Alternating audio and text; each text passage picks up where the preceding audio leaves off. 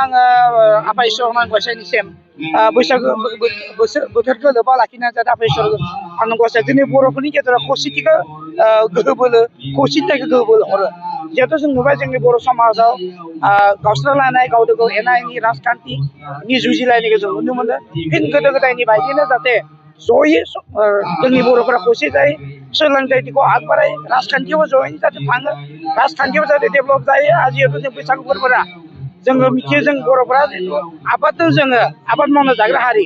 गोदो गोदायनिफ्राय जिहेतु आबाद मावनानै आबै आबौमोन आजौ जों बोथोरनि माने समनिफ्रायनो आबादजों जोंनि खुंजानाय जिथु बोथोर, जिहेतु जों बैसागु बोथोर मिथिबा जों बैसागु बोथोर ओरैबायदि जों बर' माहारिनि मोनसे गिदिर मोनसे फोरबो। बे फोरबोआ जाहैबाय जोंनि जिहेतु माहारि फोरबो। बे माहारि फोरबोआव जों जिहेतु नुबाय जे जोंनि दंफां लाइफां बिलाइ गोरलैफोरा जेरै गोथां मोनसे महर लायो, थिग बिदिनो जोंनि मिजिं जोंनि हास्थायनाया खौसेथि जाहाथे जोंनि बर' माहारिफोरा खौसेनो आवगायलाङो आरो गासै जोंनि बर' माहारिखौ लानानै बुहुमाव जाहाथे जोंनि बर' माहारिया बुहुमाव जौगासार जानो हायो आरो बेखौ मिजिं थिनानै आङो लाइमोनफोरा जाहाथे बैसागु बोथोराव जिहेतु रंजा बाजायै मोजाङै हेगार हरनांगौ।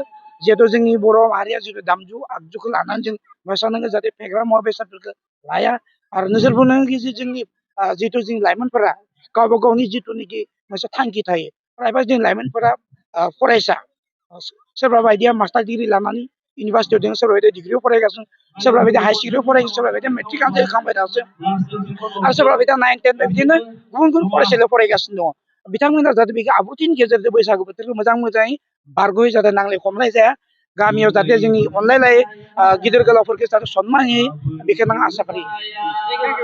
दिनै सानजेर नोगोर बैसागु फोरबो आफादनि बरायनाय जितु हाबाफारि जोंनि बिबारि गामियाव दिनै लाहार फाहार बा खुंनाय जादों।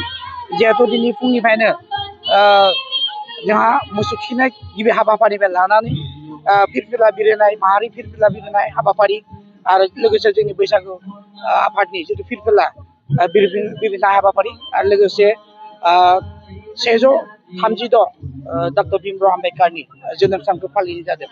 आरो बे फालिनाय हाबाफारियावनो जोंनि BKWSनि CM गिबि बिबार बावजेननाय हाबाफारियाव जोंहा मिनिस्टार बसुमतारी सारा दिनै बाहागो लायो। आरो जोंनि बैसागुनि जितु फिरफिला बिरहोनाय जोंनि मानिजाथाव मानगोनां जोंनि सानजेरनि बैसागु आफादनि आफादगिरि लोगोसे दैदेनगिरि आरो जोंनि माहारि आफादनि जेरै एबसु बड' साहित्य सभा आबोब, थिग बिदिनो खौसेथि बर' सुबुं आफाद, हारिमु आफाद आरो धोरोम आफादनि फिरफिला बिरहोनाय जादों।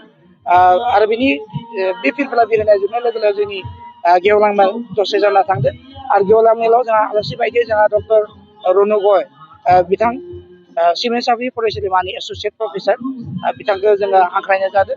आरो बुंथिगिरि हिसाबै जों मोननो हादों जों खौसेथि बर' सुबुं आफाद मिरुनि मानगोनां मनरन्जन बसुमतारी सारखौ, आरो जोंहा अरुणाचलनिफ्रायबो नेनाकादु बिथां अल अरुणाचल प्रदेश स्टुडेन्ट इउनियननि बोसोनगिरि बिथाङाबो जोंनाव नुजाथिफैनो हादों। आरो गासै माहारि आफादजों लानानै रायजो राजा दिनै गाजा गोमजायै बैसागु बरायनाय हाबाफारियाव मोसानाय मुसुरनाय दामनाय देनाय गासैबो हाबाफारि सोलिगासिनो दङ। आरो दिनै बे हाबाफारियाव मोनसे बेथिक्रम दृश्य, बे जाबाय 101 मैगं बे खांनायखौ जों दिनै जों गासै रायजो राजा जानाय जादों आरोखि।